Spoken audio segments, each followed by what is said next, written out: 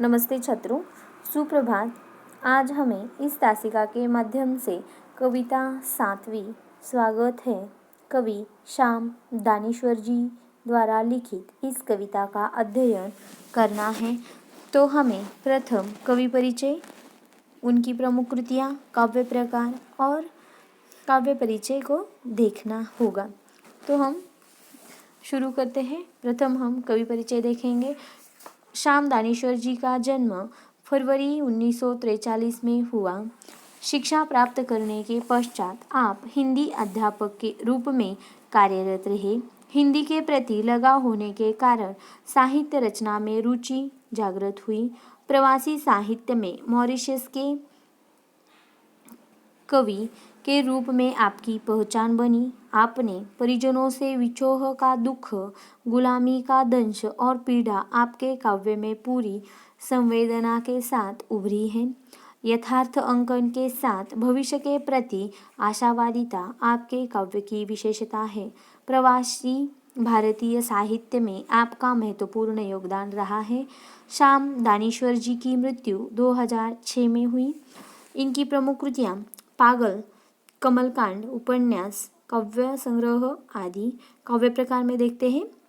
विदेशों में बसे भारतीयों द्वारा हिंदी में रचा गया साहित्य प्रवासी भारतीय हिंदी साहित्य कहलाता है। इन रचनाओं ने नीति, मूल्य, मिथक, इतिहास, सभ्यता के माध्यम से भारतीयता को सुरक्षित रखा है।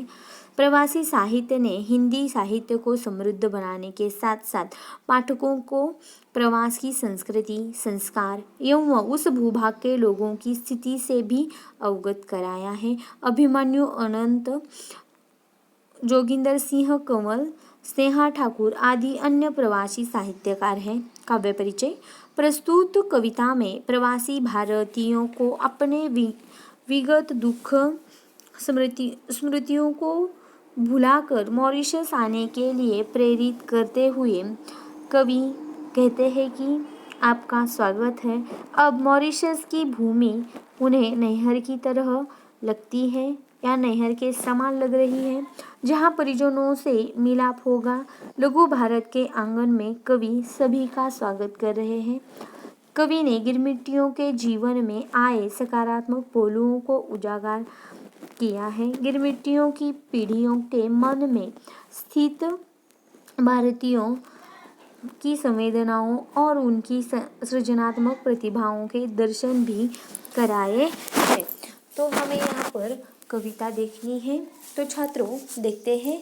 स्वागत है, स्वागत है, स्वागत है, स्वागत है।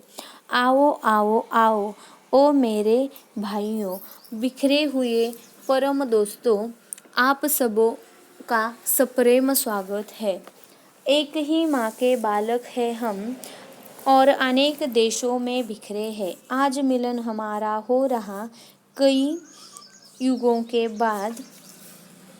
तुम सब मॉरिशस की भूमि पर पधार रहे हो आज। स्वागत है, स्वागत है, स्वागत है। हम सब जहाजिया भाई ठहरे, कोई इस जहाज पर चढ़ा था, कोई उस जहाज पर, और जब जहाज पानी में बहने लगे तो एक ही देश में नहीं पाए गए। लंगर पड़ा जब समुद्र तट पर, हका बका ताकने लगे, अरे कहाँ आ गए हम इतनी दूर, अरे मेरे भाई भतीजे कहाँ हैं। इस जहाज में नहीं जगह थी, फिर उस जहाज पर तो चढ़े थे। स्वागत है, स्वागत है, स्वागत है। भूल जाओ वह पुरानी कथा मेरे हृदय के टुकड़ों, भूल जाओ वह जहाजी कारनामे जो होना था प्रारब्ध में, वही तो हुआ सबके साथ। अब रोना रोने से क्या होगा, जहाजी प्रणयन को सोचना क्या। आज तो हम मिल ही रहे हैं युग युगांतरों बाद। देखो हम सब कैसे साथ हैं आज लघु भारत के प्रांगण में। आओ आओ ओ मेरे भाइयों, स्वागत है, स्वागत है। पनिया जहाज पर कौन चढ़ेगा अब भैया, बड़ा डर लग रहा है उससे तो। कहीं पुनः दोहरा न दे इतिहास हमारा, इस उस धरती पर बिखर न जाए। खोजते हुए निज बंधुओं को आसमान की राह पकड़ आगे चल, मॉरिशस की भूमि पर उतरेंगे सब, नहर हो जैसे वही हमारा, बाबुल के लोग वही मिलेंगे, देश परदेश के नाम मिटेंगे, आंसू थामे वही मिलेंगे, स्वागत है स्वागत है स्वागत है। हे मेरे गिरमिट्टियाँ भाई, पर मीट अपनी जिगर छाप थी, पर दासता पंख में जा गिरे थे, कितने युग लगे पंकज बनने में, मारीच से मॉरिशस बनने में, देखो इस पावन भूमि पर बन बांधवों का सफल प्रणयन, यह तो तब था घास ही पत्थर, पत्थर में प्राण हमने डाले, देखो इस देश को घूम घूम कर, बिछड़े बंधुओं के लहू कणों का स्वागत है स्वागत है स्वागत है।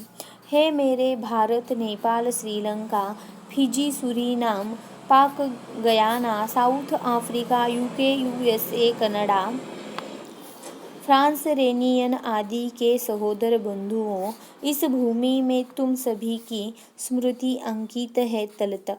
कहते हैं स्वर्ग इसे हिंदी महासागर का, कल्पना है या सत्य है। प्रिय भाइयों, कल्पना भी हो तो स्वर्ग इसे तुम बना आओ आओ आओ आओ ओ मेरे भाइयों, आओ, स्वागत है स्वागत है स्वागत है। तो देखो यहाँ पर इस कविता के माध्यम से दानेश्वर जी ने एक ही माँ के जो बिछड़े हुए बालक हैं उन्हें फिर से इकट्ठा करने का, उन्हें फिर से मिलाने का जो एक अलग अंदाज इस कविता के माध्यम से यहाँ पर चित्रित किया गया है, उसे हमें अगली तासिका में देखना है। आज हमने कवि परिचय, इनकी प्रमुख कृतियाँ, काव्य प्रकार के साथ साथ कविता का वाचन किया है और इसका जो आशय है वह हम अगले तासिका के माध्यम से लेंगे। धन्यवाद।